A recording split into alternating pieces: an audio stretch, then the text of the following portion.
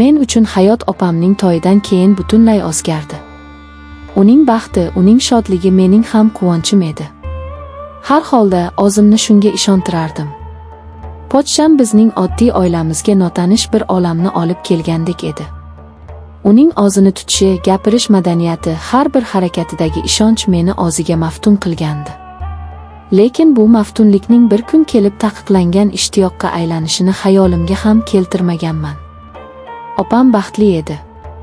Buni uning chaqnab turgan ko'zlaridan, kulgularidan bilsa bo'lardi. Pochcham uni ardoqlar, e'zozlardi. Men esa ularning baxtiga soyadek ergashib yurar, har daqiqadan zavq olardim. Ammo qalbimning tubida notinchlik, boshqacha bir his bosh ko'tara boshlagandi. Bu hasad emasdi, yo'q. Bu undan ham kuchliroq, tushunarsizroq bir narsa edi. Pochcham bilan har safar ko'zimiz to'qnashganda vujudimni allanechuk titroq bosardi. Uning nigohi shunchaki qaynisingilga qarash emasdi. Go'yo u mening ich-ichimni, yashirin oylarimni ham oqiyotgandek tuyulardi. Boshida bu hislarimdan o'zim ham qo'rqib ketdim. Axir bu gunoh. Bu opamga nisbatan xiyonat. O'zimni qanchalik chalg'itishga urinmayin, uning siymosi xayolimdan ketmasdi. Uning jarangdor ovozi, kulgusi quloqlarim ostida doim jaranglab turgandek edi. U bilan yolg'iz qolishdan qo'rqardim, lekin ayni damda shuni istardim ham. Bu ziddiyatli istaklar meni ichimdan kemirardi. Bir kuni uyimizda katta bazm bo'ldi. Mehmonlar ko'p, hammayoq shodon qiy-chuv. Opam mehmonlar bilan ovora, men esa oshxonada edim. Birdan orqamdan uning ovozi eshitildi. Yordam kerakmasmi? U eshikka suyanib, qo'llarini chalishtirgancha menga qarab turardi. Uning nigohida yana o'sha tushunarsiz ma'no bor edi. Yo'q, o'zim eplayapman dedim ovozimni nazorat qilishga urinib. U bir qadam oldinga yurdi. Oradagi masofa qisqardi. Uning atirini hidi dimog'imga urildi. Bu hid meni esankiratib qo'ygandek bo'ldi. Charchading shekilli. Ko'zlaringdan bilinib turibdi. Uning bu hamxorligi qalbimni eritib yubordi. Hech kim meni charchaganimni payqamagandi. Yo'q, shunchaki. Nima deyishni bilmay qoldim. U yanada yaqinlashdi. U kaftini peshonamga qo'yish uchun sekin ko'tardi. Men ko'zlarimni yumdim. Uning kafti bir soniya peshonamga tegdi. Bu qisqa lahzadan butun vujudim olov bo'lib yonayotganindek bo'ldi. "Isitmangiz yo'q", dedi u. Ko'zlarimni ochdim. Uning ko'zlari yonib turardi. Biz bir-birimizga shu qadar yaqin edikki. Atrofimdagi shovqin-suron, mehmonlarning kulgusi, hammasi uzoqlashib, yo'qolib qolgandek edi. Shu kundan keyin hammasi boshqacha tus oldi. Endi biz imkon qadar yolg'iz qolishga harakat qilardik. Uning birgina nigohi, birgina imo ishorasi bilan bir-birimizni tushunadigan bo'ldik.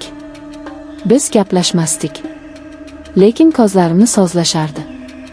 Bu xavfli o'yin edi, lekin biz uni to'xtatishni istamasdik. Har safar opamning baxtiyor yuziga qaraganimda vujudimni aybdorlik hissi qamrab olardi. Lekin pochchamning nigohiga duch kelganimda bu hislar unut bo'lardi. Uning yonida men o'zimni butunlay boshqacha his qilardim.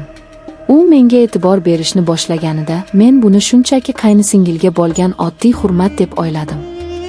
U har doim men bilan alohida ohangda gaplashardi, boshqalarga qaraganda muloyimroq, ehtiyotkorroq edi. Uning nigohi doim meni kuzatib yurardi. Dastlab bu menga noqulay tuyulardi, keyin esa men bu nigohlarsiz yashay olmaydigan bo'lib qoldim. Men uning e'tiborini qidiradigan bo'ldim. Uning uchun chiroyli kiyinishni, o'zimga ko'proq oro berishni boshladim. Men unga yoqishni xohlardim va men unga yoqayotganimni bilardim. Bizni gaplashishlarimiz oddiy so'roqlardan boshlanardi. Lekin bu so'zlarning ostida butun bir okean ma'no yashirin edi.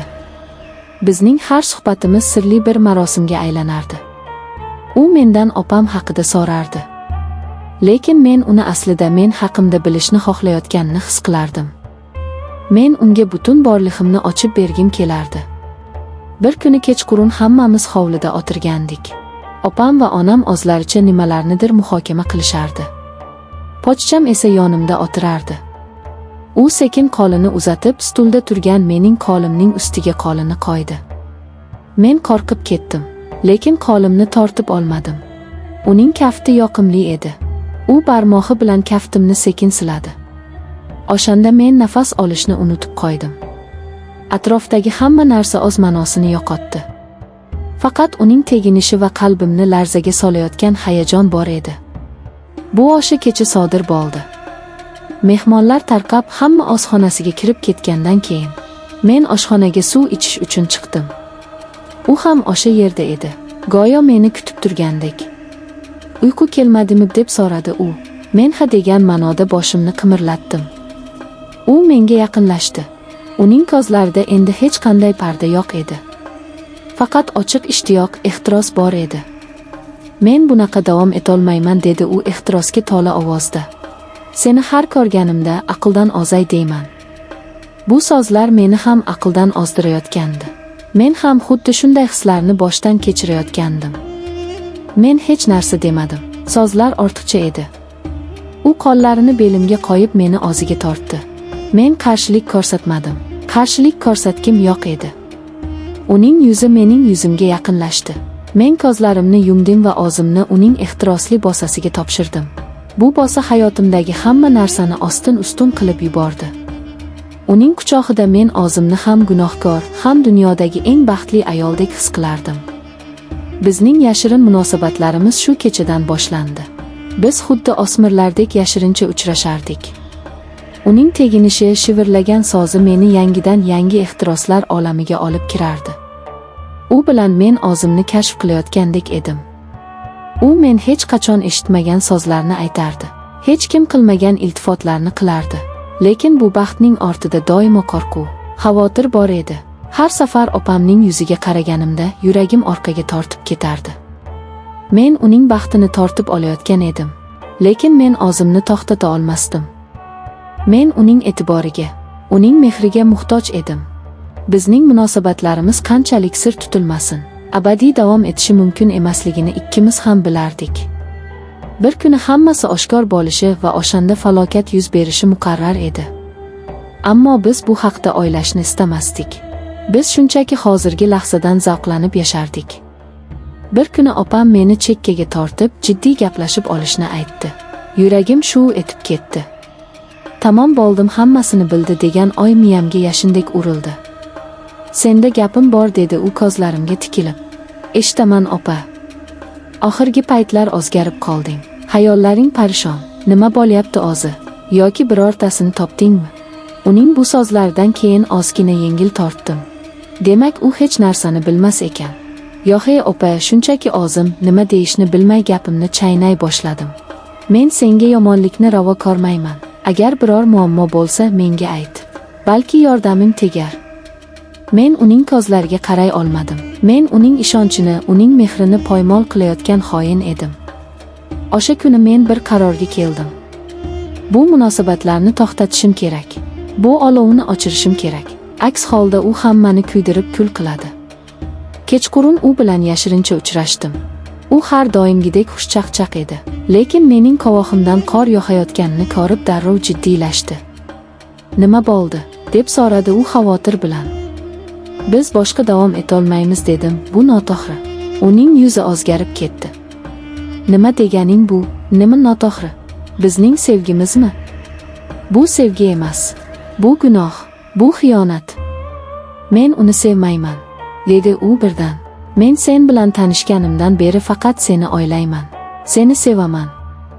Bu so'zlar qalbimni tilka pora qildi. Men ham uni sevardim. Lekin bizning sevgimiz yolg'on va xiyonat ustiga qurilgandi. Iltimos, meni tushunishga harakat qiling. Men opamning baxtini barbod qila olmayman. Mening baxtimchi, sening baxtingchi. Uning ovozi balandladi.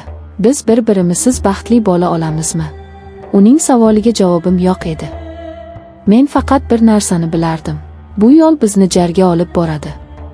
Hammasini tugatishimiz kerak dedim men. Ko'z yoshlarimni tiya olmay. U uzoq vaqt jim qoldi. Keyin sekin boshini egdi. Agar sen shuni xohlasang mayli. Shu bilan hammasi tugadi. Lekin qalbimdagi olov o'chmadi. U faqat kul ostida qoldi xolos.